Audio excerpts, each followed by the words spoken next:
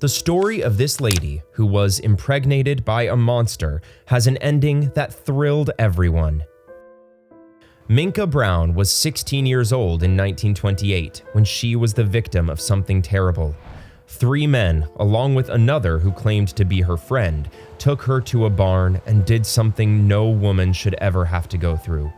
After the act, Minka became pregnant, and being the daughter of conservative farmers, she could not face the challenge of having a child out of wedlock.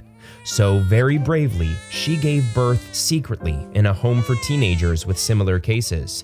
On May 2nd, she had to make the difficult decision to separate from her newborn baby, whom she named Betty Jane. After the birth, she gave her up for adoption. Minka says she has regretted making that decision all her life, but at the time she had no other choice.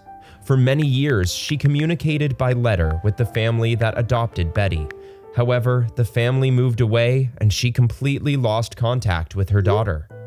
It was terrible for Minka not to have any information about her daughter, but she had to move on and got married and had 2 children.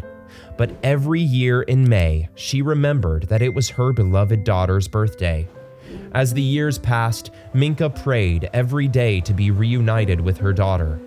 Lord, I would like to see Betty before she leaves. I promise not to disturb her or interrupt her life. I just want to hug her and tell her I love her. That was the request she always made. Minka was now almost 95 years old, and although she had held out hope, she never imagined that such a meeting would happen. Meanwhile, Betty was in her 70s and began to develop heart problems. She wanted to know her genetic history and search for her birth mother. She couldn't find her, but one of her 6 grandchildren did through the internet, and that's how 94-year-old Minka returned to embrace her daughter.